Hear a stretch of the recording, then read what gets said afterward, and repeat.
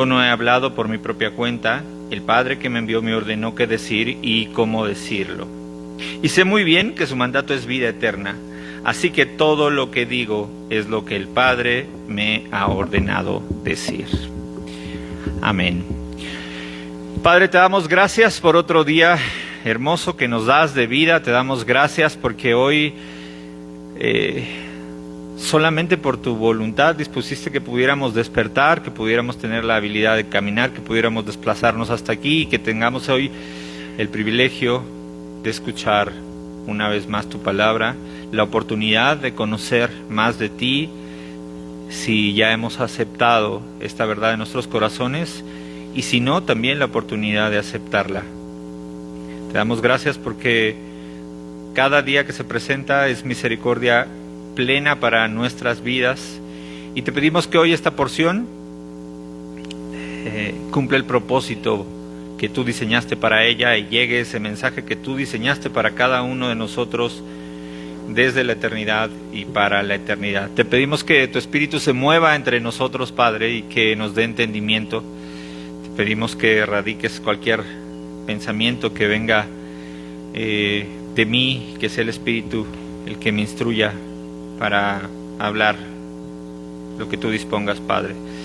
Te damos gracias por este tiempo y te pedimos por cada uno de los que están aquí, por cada uno de los que no pudieron venir, por cada uno de los que están escuchando desde sus casas.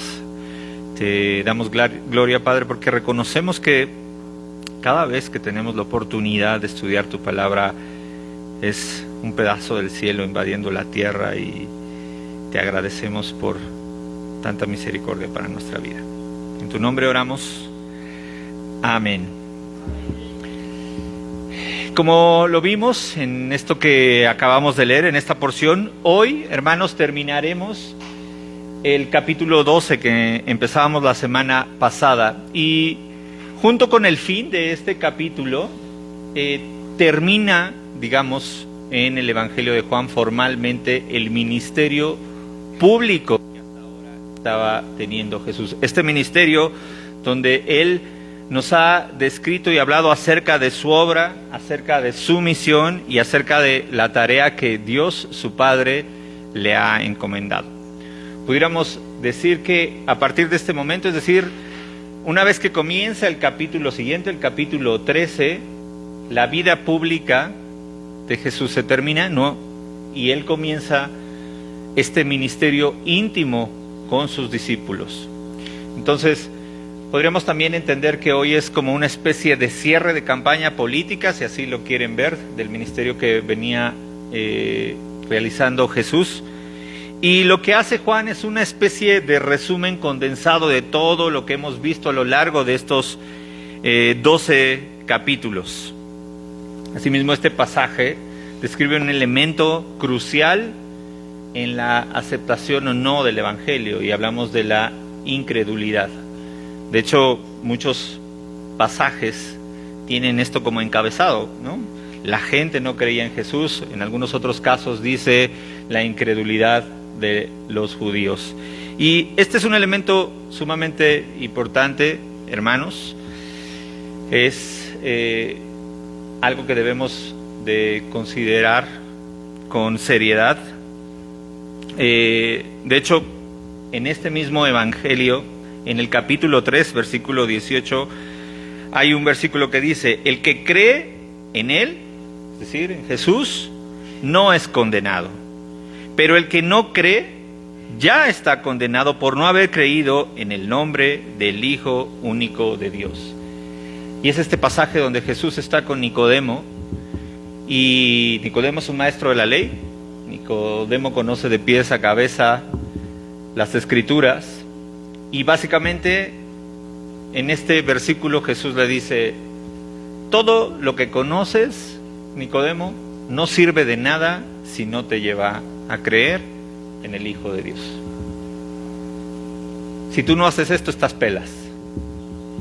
Independientemente de todo el conocimiento que tengas, de todo el bagaje, de todo tu estudio de las Escrituras, si lo que domina tu corazón sobre la verdad del Hijo de Dios es la incredulidad, estás condenado. Entonces, hoy abordaremos este tópico súper interesante que nos es descrito en esta última parte del capítulo 12. Y es importante recalcar y hacer como un compendio, así como lo hace Juan, de todo lo que ha hecho a lo largo de este capítulo. Hablábamos de sus enseñanzas, hay descritas por lo menos en este evangelio 6 enseñanzas que ha realizado Jesús. En Juan 3:1-21, precisamente lo que acabamos de mencionar, el nuevo nacimiento. Juan 4:7-26 habla del agua viva.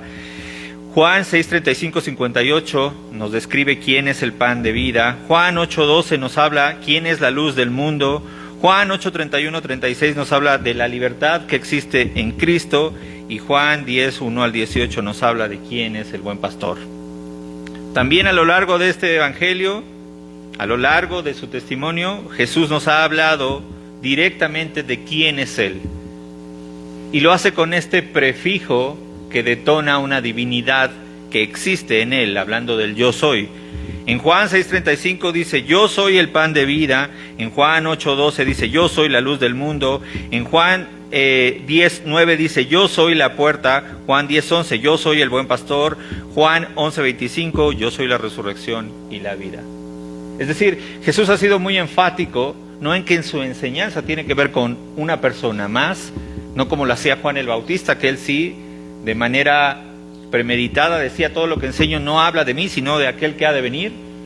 Y Jesús es súper enfático en decir, todo lo que yo estoy hablando tiene que ver con una persona, y esa persona es el yo soy.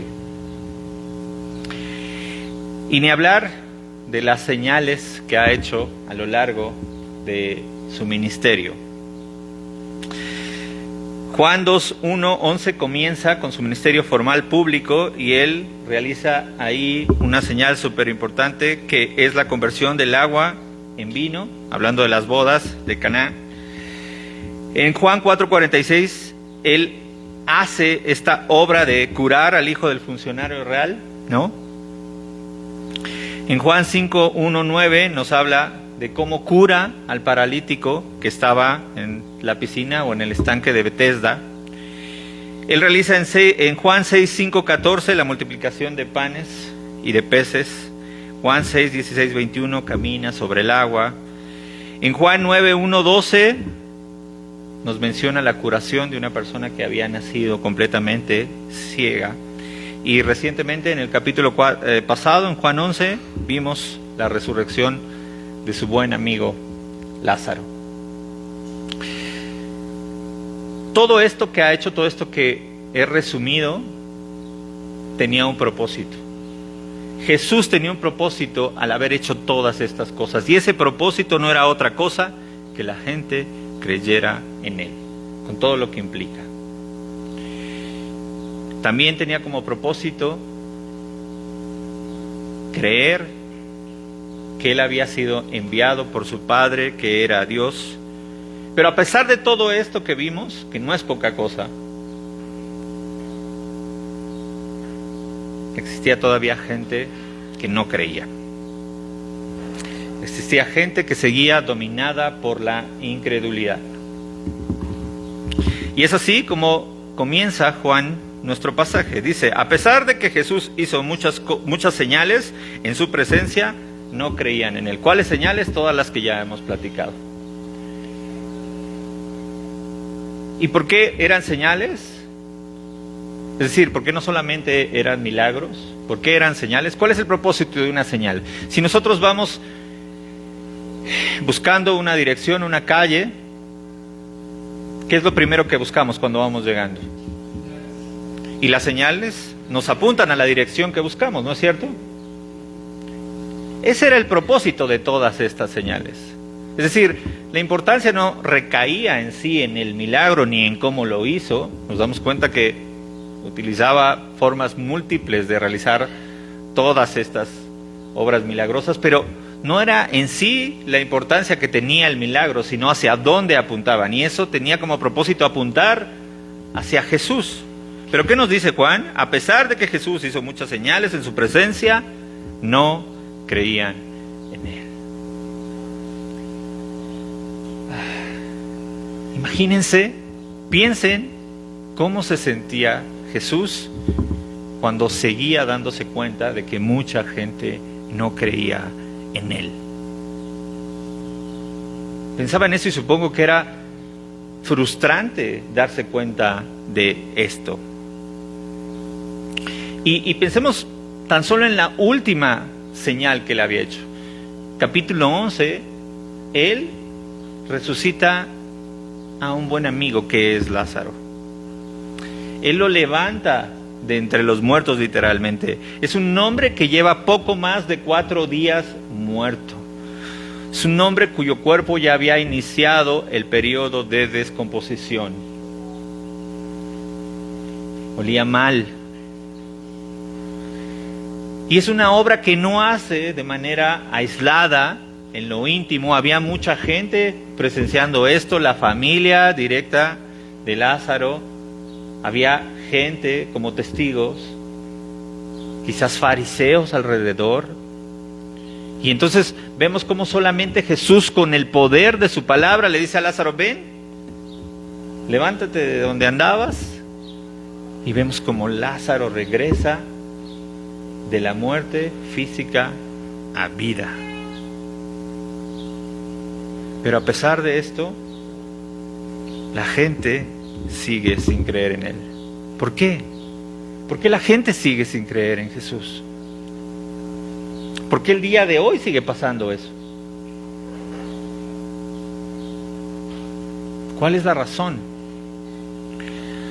Y para mí hoy, este día, eso resulta extraño, debo de confesar.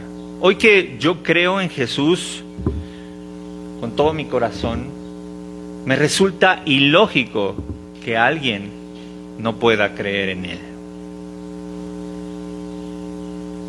Para mí hoy es lo más sensato que existe, ¿me entienden? Pero había otra época donde, antes de que yo siquiera hubiera leído un solo versículo de la Biblia, yo tenía una frase cuando la gente me quería compartir, y en ese momento yo creía que esa frase sonaba inteligente. Le decía: no, ¿cómo puedes esperar que yo crea en un libro que escribió un ser humano? ¿Qué tiene de diferente a los demás? Hoy creo que mi respuesta lo único que reflejaba realmente era ignorancia. Porque cualquier persona que haya tenido contacto con la palabra, independientemente de que crea o no crea, no puede perder el hecho de que es imposible la congruencia que existe entre tantos autores, entre tanto tiempo de diferencia en que se escribió, y que no existe una intervención divina en medio de todo eso. Es por eso que para mí, si me preguntas ¿por qué debo de creer en la Biblia? ¿Por qué debo de creer en Jesús? Decía, porque es lo más sensato. Es la mejor elección que puedes hacer. Es lo más lógico que puedes hacer en tu vida. Sin embargo, también, como decía, si eso me lo hubieras preguntado a mí mismo hace 11 años, yo te hubiera contestado con otra pregunta: ¿por qué sí creer en Él? ¿Qué diferencia tiene Jesús del Dalai Lama, de Donald Trump o de Moni Vidente? Y de verdad así pensaba.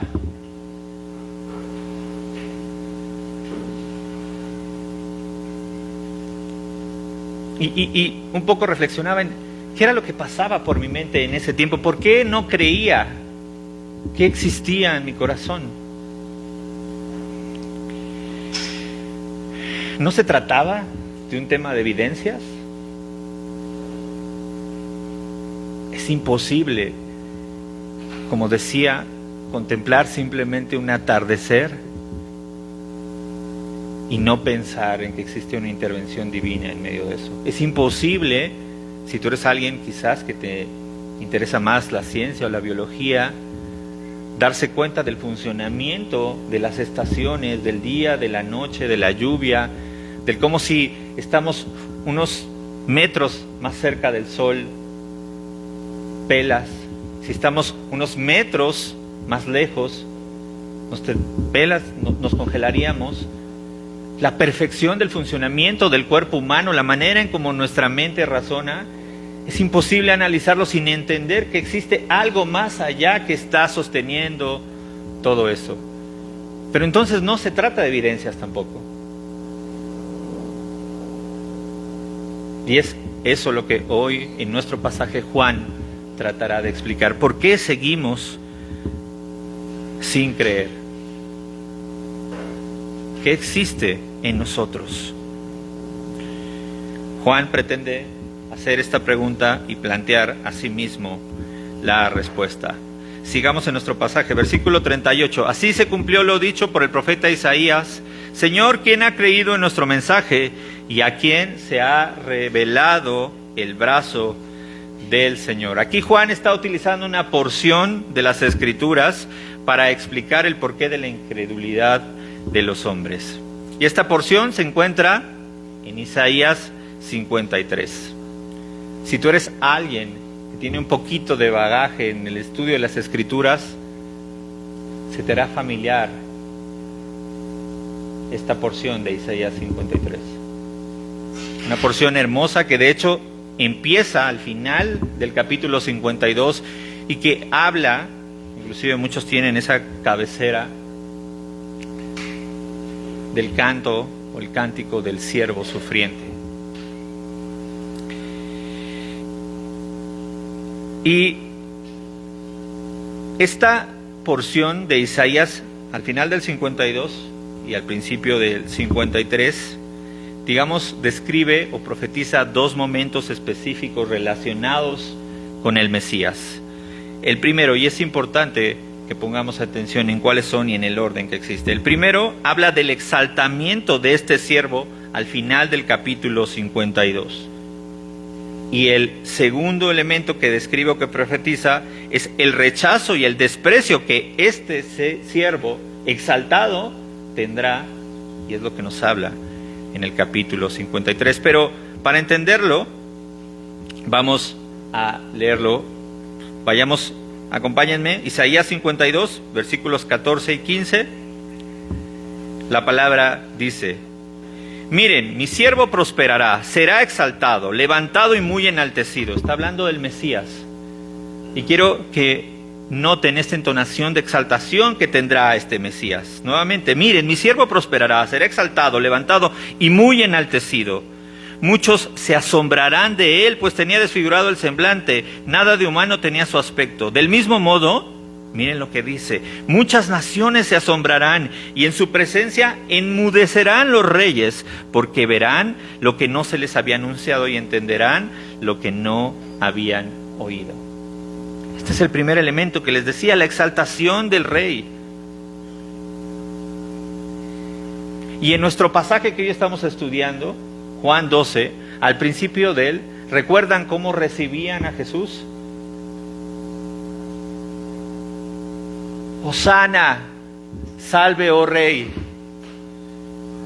Esta exaltación es a la que está haciendo referencia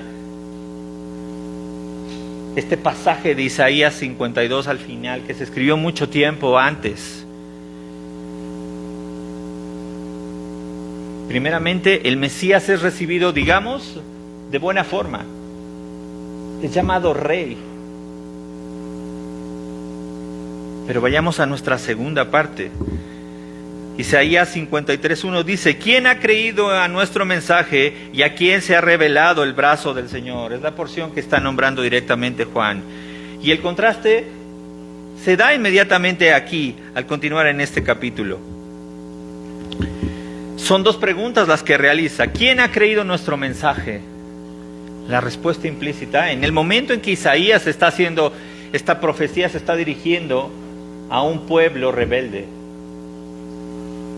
¿Cuál es la respuesta? ¿Quién ha creído a nuestro mensaje? La respuesta implícita es muy pocos o casi nadie. Y continúa la segunda pregunta: ¿a quién se ha revelado el brazo del Señor? ¿Qué quiere decir esto?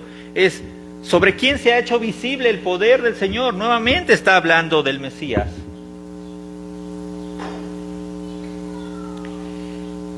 Y es importante que continuemos. Isaías 53 leyendo, versículo 2. Creció en su presencia como vástago tierno, como raíz de tierra seca. Es decir, alguien que sale en un lugar donde no podría salir nada. Una raíz, digamos, que sale en el desierto, que sería muy improbable que saliera. Pero así es como llega el Mesías. No había en él belleza ni majestad alguna. Su aspecto no era atractivo y en nada su apariencia lo hacía deseable. ¿Se dan cuenta? Un rey que inicialmente es exaltado, ahora ya no resulta deseable, ahora ya no tiene nada que no sea atractivo.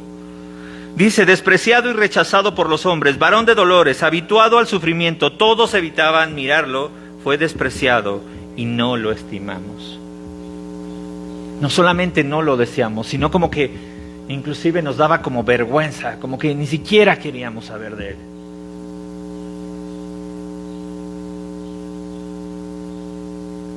Y es aquí donde nos está apuntando Juan. Este es el canto del siervo sufriente. Y si regresamos a nuestro texto, en Juan dice, así se cumplió lo dicho por el profeta Isaías, Señor, ¿quién ha creído a nuestro mensaje y a quién se ha revelado el brazo del Señor? Y lo que básicamente nos está diciendo Juan con esta parte de la Escritura es, la gente no ha creído porque este Mesías que les es ofrecido no es el Mesías que ellos esperaban. Y hemos hablado en porciones anteriores, en estudios anteriores, de qué era lo que el pueblo de Israel esperaba. ¿Qué esperaban? Un libertador.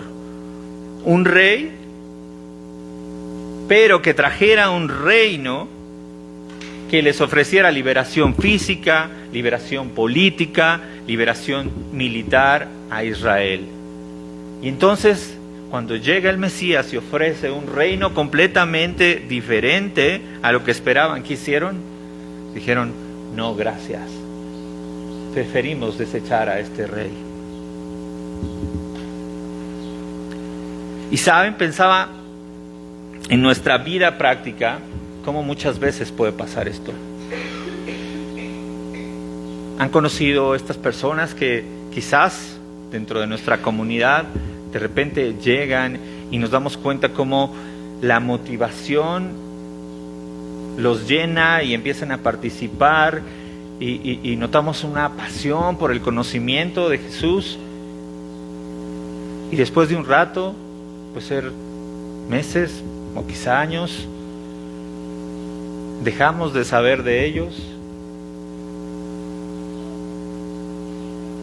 Yo pensaba en una persona que conocí en algún momento en la iglesia. Era una persona por la que mucho tiempo, sigo teniendo carga.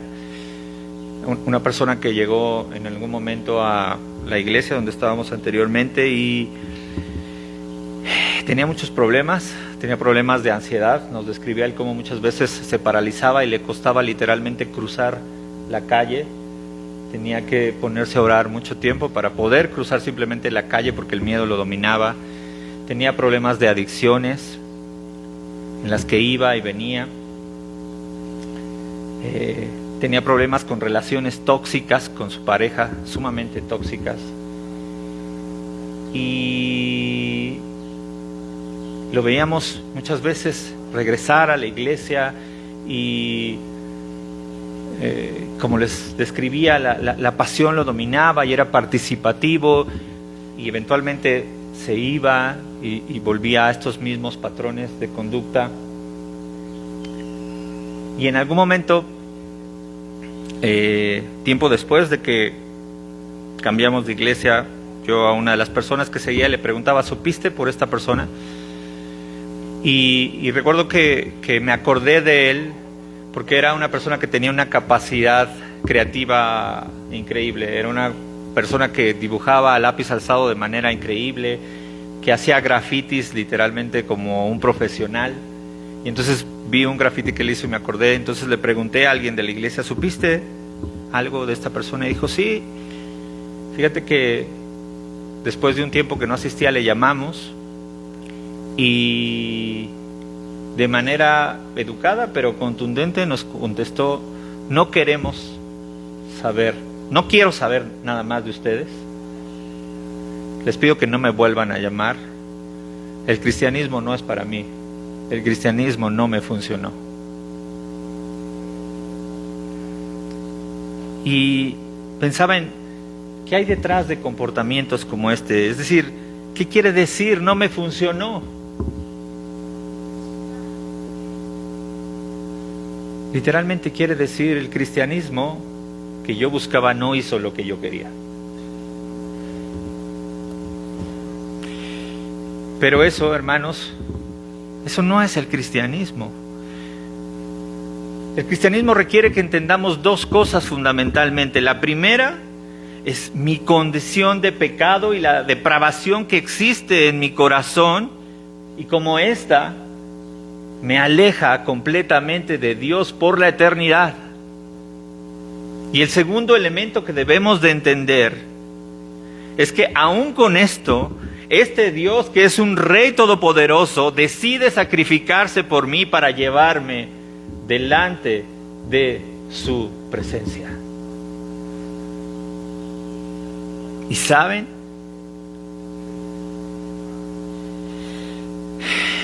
El problema de nuestro corazón es que esta oferta que este Rey nos genera muchas veces no es atractiva. Eso es lo que dice el pasaje de Isaías 53. Este reino que nos es ofrecido de salvación no resulta atractivo. Al menos no siempre lo es por encima de nuestros deseos.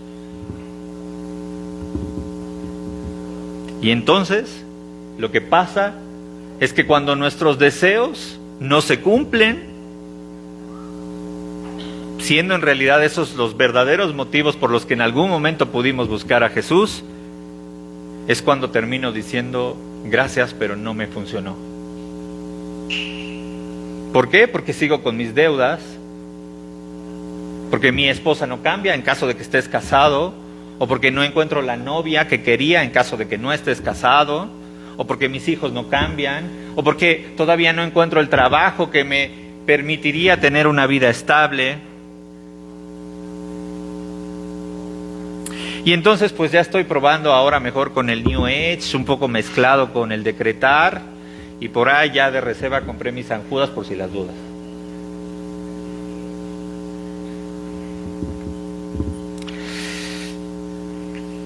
¿Por qué la gente no cree?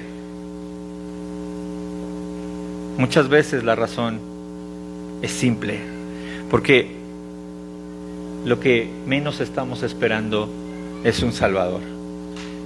Y no lo esperamos porque no creemos que necesitamos ser salvados de algo. Lo que creemos es que debemos de resolver nuestros problemas. Y eso resulta más importante para nosotros que cualquier otra cosa. Y cuando la gente piensa de esta manera, lo que hace inmediatamente es: prefiero rechazar a este Mesías.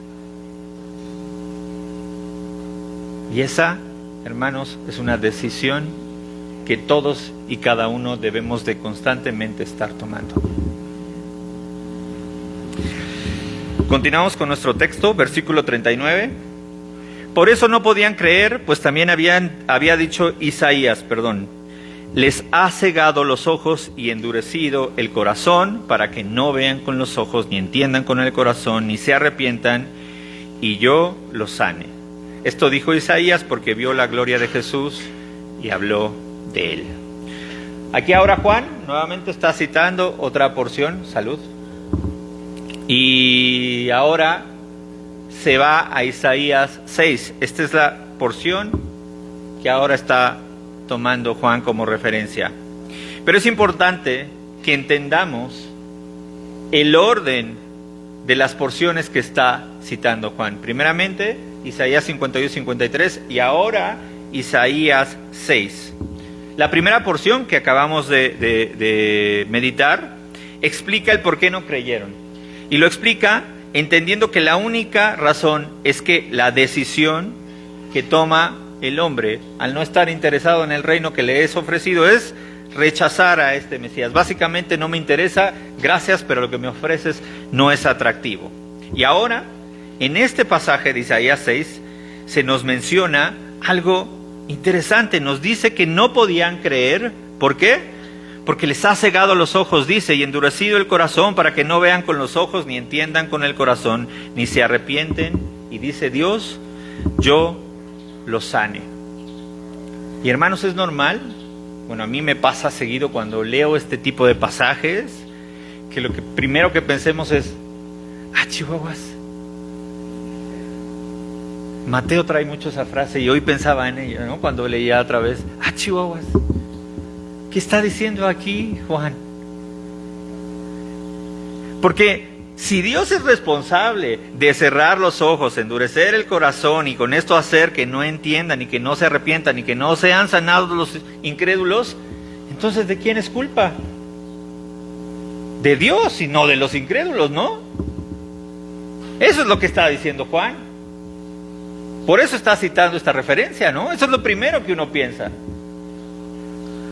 Y este es un tema que generalmente provoca controversia y nos lleva a pensar en esta balanza que existe entre la responsabilidad del hombre y la soberanía de Dios.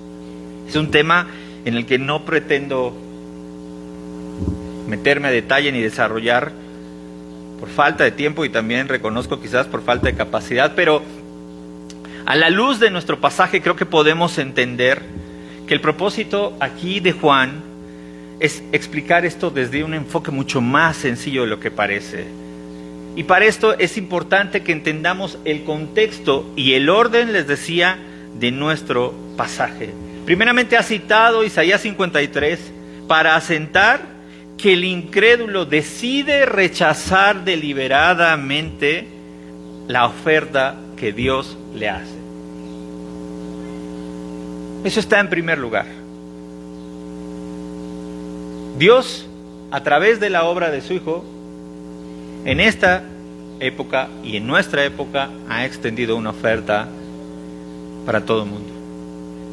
Y esta oferta tienes la oportunidad de abrazarla o de rechazarla. Y lo que vemos aquí es que el hombre deliberadamente rechaza esta oferta, dice no, gracias. Y ahora, a partir de este pasaje de Isaías 6, donde nos lleva ahora Juan, pasa algo, que cuando yo decido rechazar esa oferta, entonces Dios fija tu posición donde deliberadamente quisiste estar.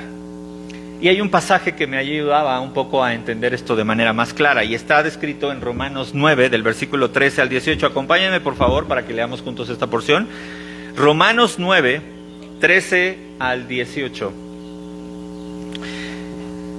La palabra dice, y así está escrito, amé a Jacob, pero aborrecí a Esaú. Y nuevamente hacemos una expresión de, o sea, ¿me estás diciendo que Dios ama a unos pero aborrece a otros?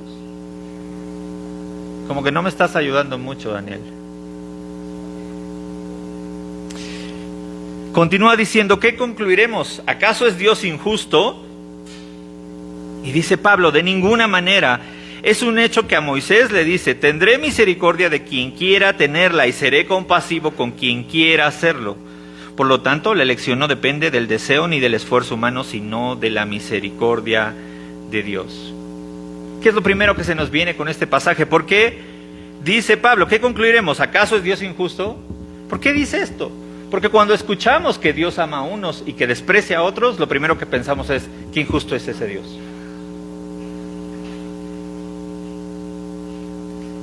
¿Cómo puede ser que a unos los ame y a otros los desprecie? Pues no es un Dios de amor.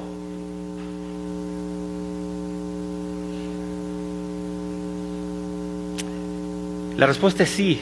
Dios tiene el derecho, tiene la soberanía de amar a unos y aborrecer a otros. Y aún así Dios sigue siendo perfectamente justo. Pero quiero llevarlos a dónde está el problema de nuestro razonamiento, de entender que esto que nos dice Pablo es un elemento de injusticia. Y es el origen que radica en nuestro corazón, es decir, nuestro pecado que nos lleva a pensar así. ¿Por qué? Porque nuestro entendimiento nos llevaría a pensar que Dios sería justo si tuviera misericordia de todos. Eso es lo que pensamos, pero ¿saben? Estamos completamente equivocados, porque la verdad es lo contrario. Lo más justo que existiría sería que Dios aborreciera absolutamente a todos. ¿Y por qué? Porque absolutamente todos lo hemos rechazado. El Salmo 14, 2, 3 dice: Jehová miró desde los cielos sobre los hijos de los hombres para ver si existía algún entendido, alguien que buscara a Dios. ¿Y saben qué fue lo que vio? Vio que todos se desviaron, a unas se hicieron inútiles, no hay quien haga lo bueno, no hay ni siquiera uno. Y esto nos hace merecedores a todos, absolutamente a todos, del desprecio de Dios. Si Dios decidiera condenarnos a todos, no ofrecernos ningún elemento de salvación, sería completamente justo. ¿Por qué? Porque lo merecemos. Pero eso es lo que obviamos, lo que olvidamos cuando pensamos en la justicia. Y mira lo que continúa diciendo este pasaje de Romanos 9, versículo 17, porque la Escritura le dice al faraón: te he levantado precisamente para mostrar en ti mi poder y para que mi nombre sea proclamado por toda la tierra. Así que Dios tiene misericordia de quien Él quiere tenerla y endurece a quien Él quiere endurecer.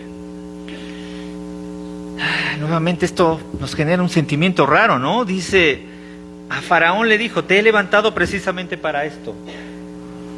Pues pobre Faraón, ¿no? No tenía de otra, o sea, se fregó desde el principio.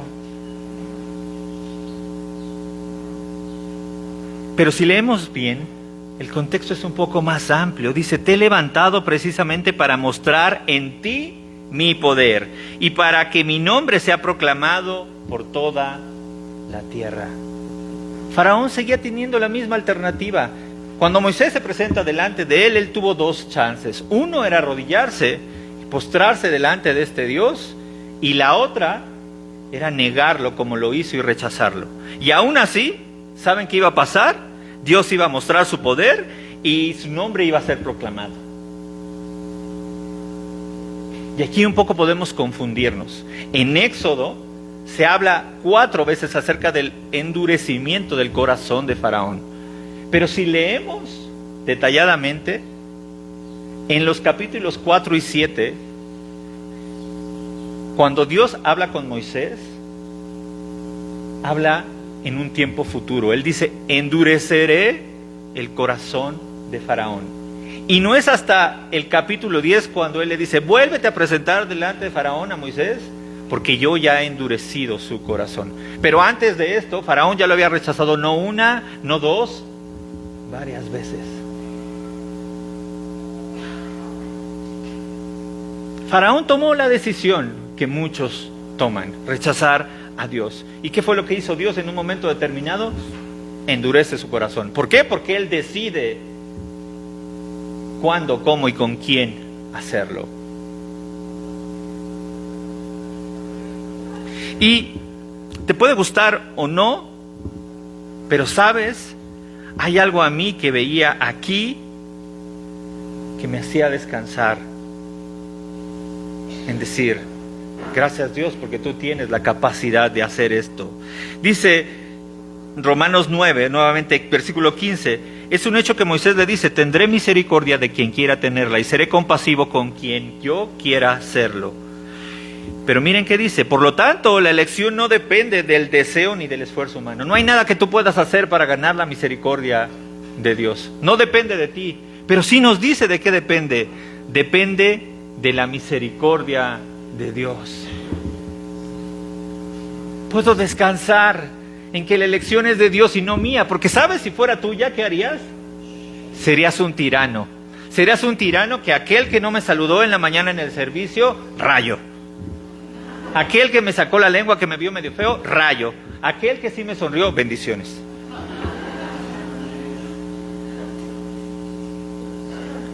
Ese es el tipo de justicia que vive en nosotros. Así nos movemos. Pero Dios no se mueve así. Ahora, ¿qué se refiere literalmente endurecer? Para esto hay un ejemplo de un predicador que me gustaba mucho. Y existía un producto para aquellos que nacimos o vivimos entre los 80s y 90s. ¿Quiénes vivieron entre los 80s y 90s? Muy bien.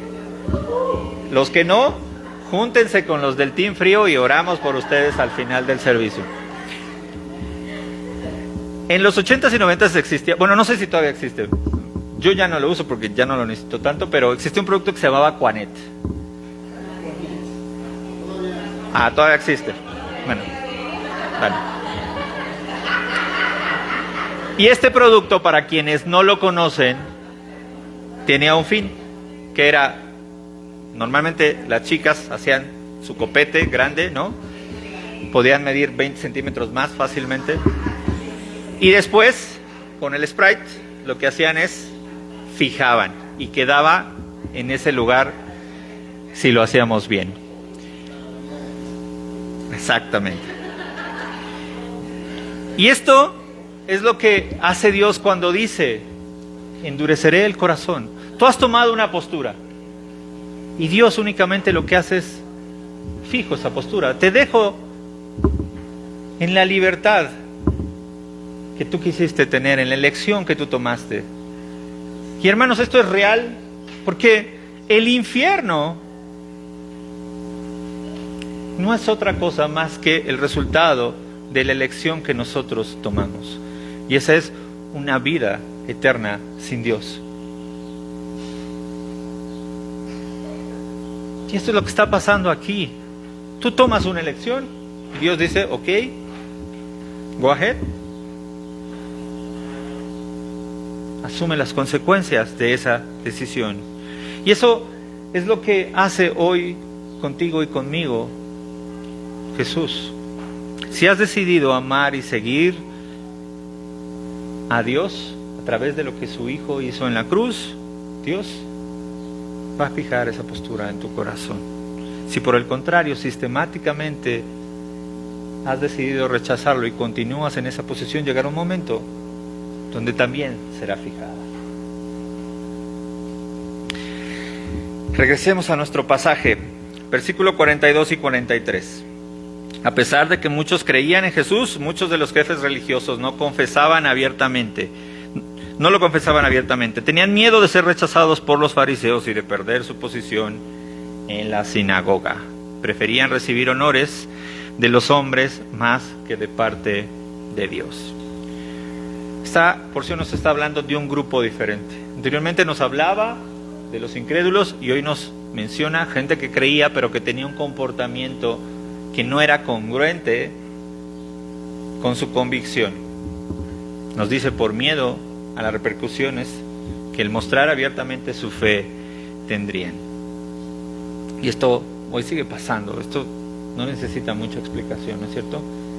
Muchas veces conocemos o hemos sido quizás personas que hemos creído en la verdad del Evangelio, pero ya sea por miedo a las consecuencias que esto implica, ya sea por vergüenza, o ya sea simplemente inclusive por conveniencia, decidimos poner la gloria humana por encima de la gloria de Dios. ¿Y qué es esto? Charles Spurgeon dice una frase que me gusta y creo que nos ayuda a entender. Dice, el cristiano debe estar dispuesto a buscar la gloria de Dios por encima de todo. No solo en lo que hace, sino en cómo vive. Su vida debe de ser un testimonio del poder y de la majestad de Dios.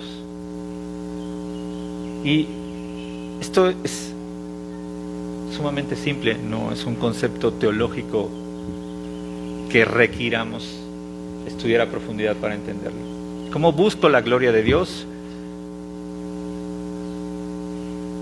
Meditando en si todo lo que hago, si todo lo que pienso, si todo lo que platico, si todo lo que texteo, si todo lo que compro, si todo lo que hago durante mi vida edifica mi relación con Dios. Y todo, hermanos, es absolutamente todo. Lo público, lo privado, lo que es visible, lo que no. Recuerdo que en algún momento, creo que esto ya lo he platicado varias veces, pero odio ponerme el cinturón de seguridad. Y en algún momento donde usaba muchas camisas, hoy gracias a Dios ya no uso tantas, pero ese era mi pretexto, porque decía, no, es que se me arregla la camisa. Y yo creo que en algún momento harté a Cari con este argumento tonto, ¿no? Porque siempre me exhortaba y no me lo quería poner, me exhortaba y no me lo quería poner. Después inclusive esta exhortación ahora la lleva Vale y siempre se asegura de que use el cinturón de seguridad. Pero me acuerdo que en algún momento Cari me dijo, ¿qué te diría Jesús si le preguntaras, ¿debo o no ponerme el cinturón de seguridad? Y lo primero que sentí fue enojo, porque dije, ¿por qué me sacaste esa carta? Exacto. Pero después dije, gracias Dios, porque, o sea, literalmente, esto que podría parecer un hecho irrelevante, que no lo es, la seguridad no lo es, pero no deja afuera a Jesús, como nada puede estar fuera de lo que Jesús piensa sobre tú lo que hagas.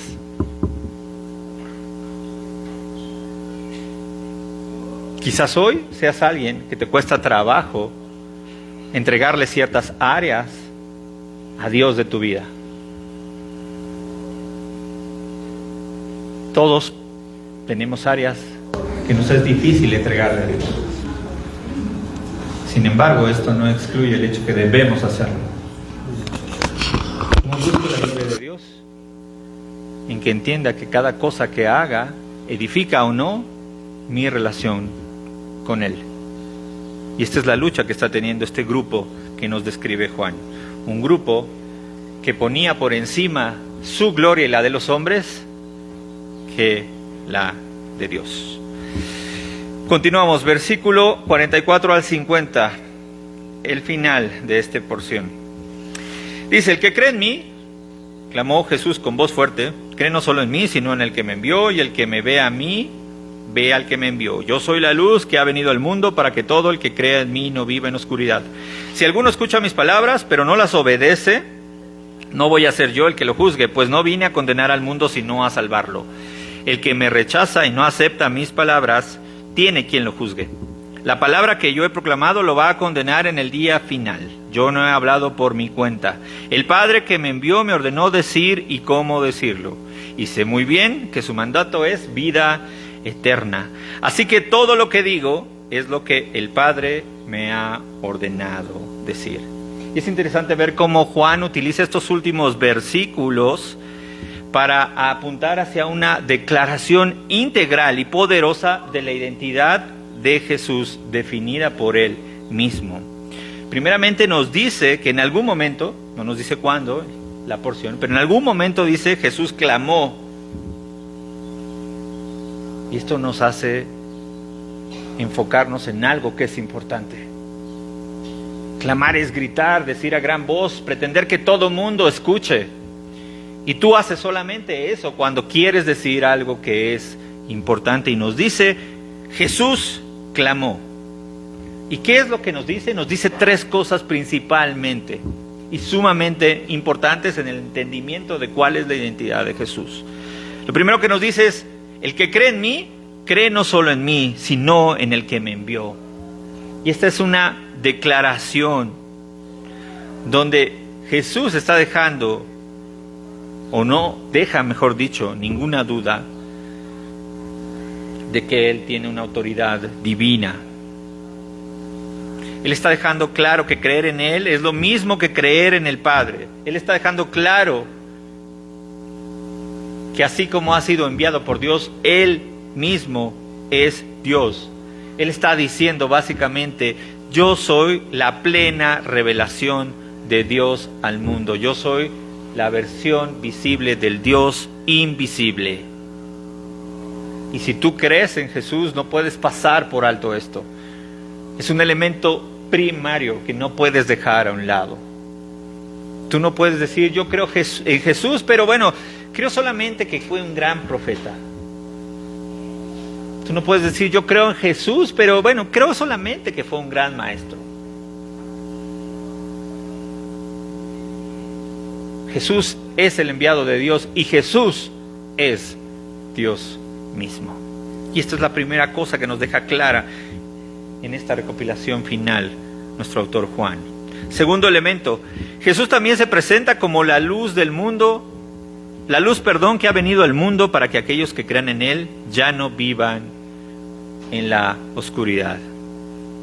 La luz de la cual Jesús nos habla aquí no es una luz meramente simbólica, sino que habla de cómo la verdad de Dios ilumina nuestras vidas y nos muestra cuál es el camino que nosotros debemos de seguir a partir de que hemos creído en Él. Y esto, hermanos, nos debe desafiar a salir de la oscuridad que mucho tiempo nosotros, inclusive podría decir, disfrutamos en medio del pecado. Y debemos de salir de esas tinieblas, debemos de salir de esa oscuridad ahora hacia la luz de la verdad. Si nosotros seguimos a Jesús, debemos entonces, primeramente, creer que aquello que nos dice Él es la verdad. Nos puede gustar o no, nos puede incomodar o no, pero no podemos decir que no es la verdad. Eso nos debe de llevar a amar lo que Dios ama y a odiar lo que Dios odia. No hay posibilidad de decir, bueno, esto que aquí Jesús dice que es malo, quizás ese día se levantó de malas y por eso estaba medio estricto en sus declaraciones. Si Jesús dice que es bueno, es bueno. Si Jesús dice que es malo, es malo. Y esa es la luz hacia Él, hacia donde Él, nos manda estar. Creer en Cristo, creer en Jesús, no significa perder tu libertad. Acercarte a la luz no significa perder tu libertad, sino por el contrario, es darte cuenta que siempre estuviste preso en medio de las tinieblas y que ni siquiera fuiste capaz de darte cuenta de ello hasta que la luz de Jesús llegó a tu vida. Ese es el lugar de luz al que nos manda estar Jesús una vez que hemos creído en Él. Y tercera afirmación, Jesús no vino a traer condenación, al contrario, Él vino a ofrecer salvación. Él dice, yo no vine a juzgar. Y eso es real. Y gloria a Dios, porque podría hacerlo. Y estaría en todo su derecho, como ya decíamos. Pero Él no vino a decir, Gamaliel se equivocó, condena. Daniel la regó gacho, condena. Él dice, yo no vine a juzgar. Pero también dice, ahora a través de mi palabra yo ya he puesto luz en tu vida y te he trazado una línea súper clara.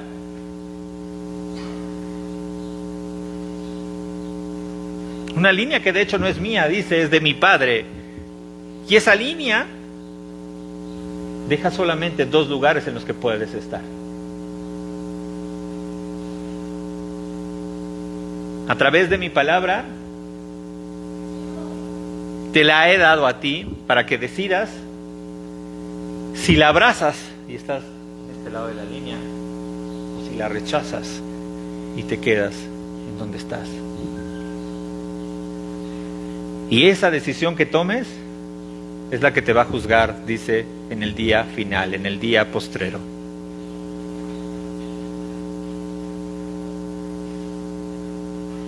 Cuando tú conoces a Jesús, tienes delante de ti la decisión más importante de tu vida. No puedes quedarte en medio. No puedes estar con un pie a un lado de la línea y con el otro pie en el lado opuesto. Y lo que definas resultará en juicio en el día postrero. Eso es lo que nos dice Jesús aquí. ¿Cuál es la conclusión, hermanos, de nuestro pasaje?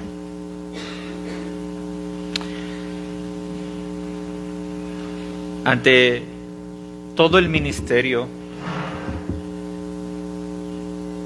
de enseñanzas, de testimonio, de señales que hizo Jesús en su vida, muerte y su resurrección, solamente tenemos dos caminos. ¿Creemos en Él o lo rechazamos?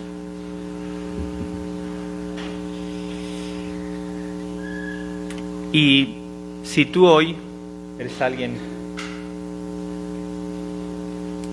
que en la examinación de tu corazón te das cuenta que aún no crees en Él, este mismo pasaje de Juan 12, en el versículo 35, decía una frase que está llena de misericordia el día de hoy todavía. Está vigente y dice: entonces Jesús les dijo: aún por un poco está la luz entre vosotros, andad entre tanto que tenéis la luz, para que no os sorprendan las tinieblas, porque el que anda en tinieblas no sabe dónde va. Si tú hoy no has decidido creer en Jesús, este es el día que aún sigues teniendo oportunidad para hacerlo. Hazlo. De verdad te lo pido, hazlo mientras la luz sigue estando con nosotros. No sabemos cuándo las tinieblas lleguen a nuestra vida para siempre. Ayer justamente veía, a mí me gusta cómo juega el Barcelona, yo le voy al Barcelona, y ayer me fijé para ver cómo habían quedado, va punteando contra el Real Madrid, y me di cuenta que no, el partido había sido suspendido, y el motivo fue porque el médico del equipo, que solamente tenía 58 años, minutos antes de salir del hotel de concentración hacia el estadio, murió de un paro fulminante. No tenía antecedentes cardíacos, no tenía un mal congénito, simplemente ese día se acabó para él la vida en esta tierra. No sabemos cuándo esto pase, pero hoy seguimos teniendo la oportunidad de aceptar la oferta que nos ha sido extendida de manera amorosa y generosa por nuestro Rey. Y esa oferta es: Jesús puede ser tu Salvador de la condena eterna a la cual eres merecedor. La oferta no es: acércate a Jesús porque tus problemas se van a resolver, porque tu vida va a ser mejor, porque te la vas a pasar bomba. La oferta es: acepta la salvación que Dios mismo de manera inmerecida te ofrece. Y dos, si tú has aceptado esta oferta de salvación, si tú has creído en el Evangelio con tu corazón, medita en cómo vives en congruencia tu vida para ese Dios que se ofreció a sí mismo en sacrificio para salvarte. Examina si vives en cada elemento de tu vida para la gloria de Dios o sigues viviendo de manera egoísta para tu propia gloria. Y si haces ese análisis y como yo te das cuenta de que en muchos elementos de tu vida sigues buscando tu propia gloria por encima de la gloria de Dios, arrepiéntete y pídele perdón a Dios. Él es misericordioso y Él desea que regreses a donde le conociste.